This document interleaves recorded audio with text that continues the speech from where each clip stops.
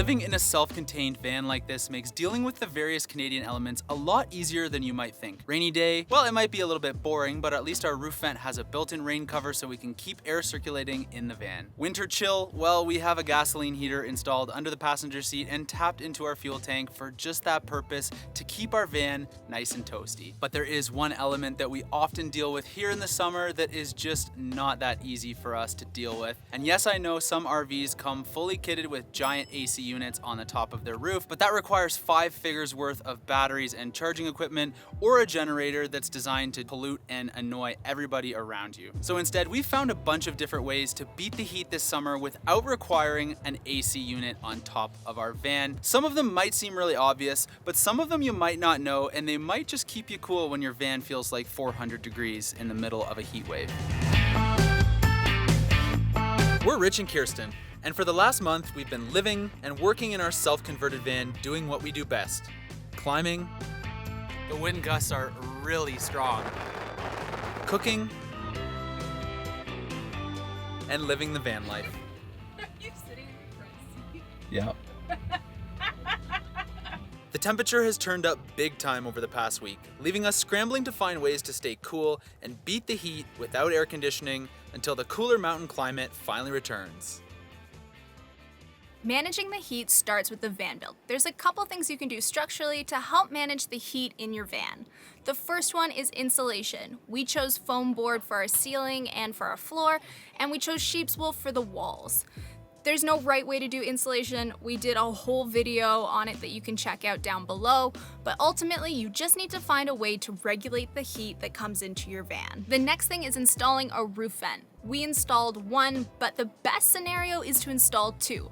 Unfortunately, we didn't have the roof space for that, but if you can install 2, you can circulate air by having one doing intake and one doing exhaust, and it creates a really nice flow of air. If you only have one fan like us, we run our fan on exhaust and crack our back door and front windows in order to pull air through the van. Even if there isn't a breeze outside, it does really get the air flowing through the van and really cools off the inside. If you're feeling so ambitious to punch more holes in your van, you can install bunk windows. Most people will install 2 in the bed area, and this also helps to create a great flow of air. Other ways that we manage the heat are plug-in 12-volt fans. You can purchase 12-volt fans that connect directly to your electrical system, but they can be really expensive. So what we've done is purchased a couple of USB-powered fans from our local Canadian Tire that do an excellent job of keeping the air flowing even at night. We plug ours into a battery pack so we don't have to plug it into our inverter directly, and just clip it onto our upper cupboards, and it provides a beautiful airflow all night long without having to keep our max air fan running. Another really important thing to do is to get blackout curtains or reflectix for your front windows and back windows. We've noticed a massive difference between the temperature of our front cab and the interior of the van when the sun's beating down and the blackout curtains are up.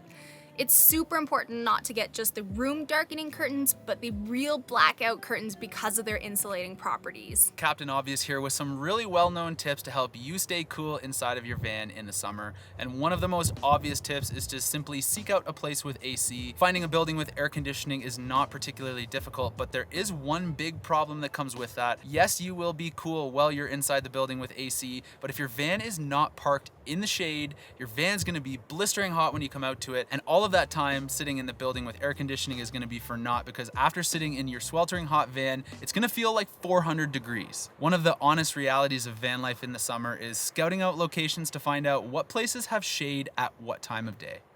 This spot behind me here is prime real estate. If you get here early enough in the morning, even though it has a main road running behind it, it doesn't really bother us that much. This spot has shade from early in the morning all the way until 3 p.m. But you gotta get here early because there's only one spot in this entire parking lot that has that amount of shade. If you're lucky enough to get a spot here in the back row, you will have shade from 3 p.m. all the way until the evening, but there is a 4-hour maximum stay time limit, so be sure not to overstay your welcome. We have a couple other spots that we use on a regular basis, but I'm pretty sure at this point you're getting the idea. You can always drink cold fluids and eat cold food, but we personally find it's more important to not eat hot food. And I'm not talking about spicy food, because if you're into spicy food on a really hot day, you can actually eat spicy food, it'll make you sweat, and it'll cool you down. We're talking about not actually eating hot meals for lunch and for dinner, because we found the impact of eating a hot meal is actually greater than the impact of eating a cool meal. So basically, eating a hot meal is gonna warm you up, and it's really not gonna feel very good, whereas eating cold food doesn't necessarily cool you down. Yeah, it helps temporarily, but for the long term, there are more important things you can do in your van to stay cool. Running your propane or butane stove is also gonna add heat to your van, and unfortunately, even using an induction is still gonna cause the same problem, but not quite as bad as using a gas-powered stove inside of the vehicle. If you're near a body of water or a community center that has a pool, you can always go for a dip in the pool or try and find a place to have a cold shower. It will give your body a chance to relax and remember what it's like to not be completely overheated. And if all else fails, you can always do what we did, and that's drive somewhere cooler.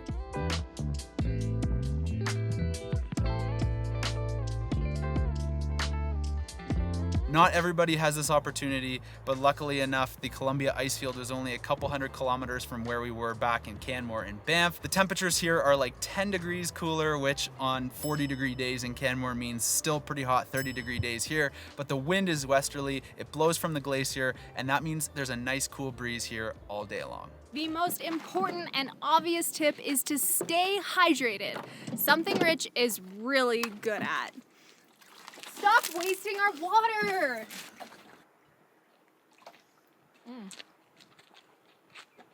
Tastes like the mountain. Now for some of the less obvious tips.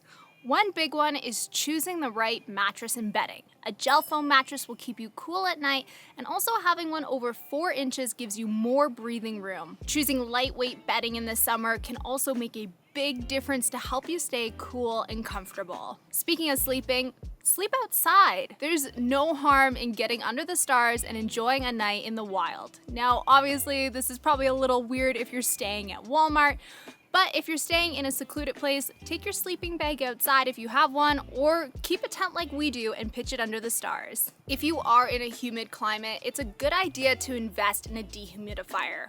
Wetness is the #1 enemy of vans. Having a dehumidifier is going to prevent it from feeling muggy inside the van, and also helps prevent moisture from getting behind the walls, which can eventually end up creating mildew and mold. When it comes to the exterior of the van, there's a couple things you can do to help make sure it stays cool all summer long.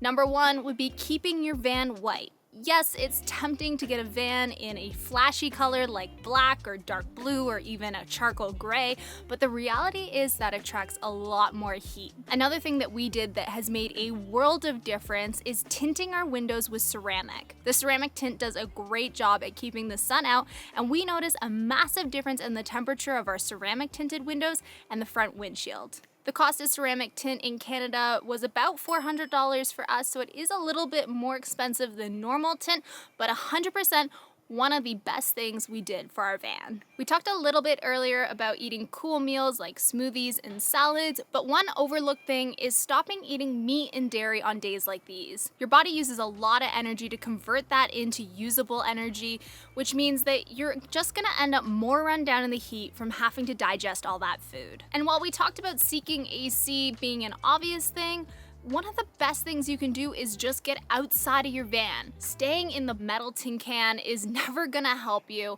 when you're trying to stay cool. I mean, imagine if you just threw the sun on a metal tin can, you could probably cook something off of it. One thing that we really like to do on hot days like this is get all our chores done that involve getting outside of the van.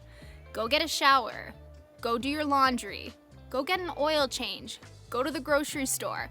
All those things can be done in places where generally you can cool off. I talked earlier about how important it is to park in the shade, but I don't think non-van lifers realize what extent we actually go to find different parking spots wherever we are to get into the shade. In the summer, it becomes one of the most important parts of our day, and it's one of the things that we always look at when we travel to a new spot. Now, this next tip is probably not gonna be the most popular amongst our generation, but turn the inverter off, stop cooking inside the van, don't use your laptop. All of those devices create a lot of heat. And in a perfect world, you'd even turn your fridge off too, but that's not really an option. So when you're prioritizing certain types of electronics to use inside of your van, it's gotta be the fridge and the fridge alone. So maybe take your laptop outside and just don't charge your devices inside of your van. Just trust me, it creates a lot of extra heat.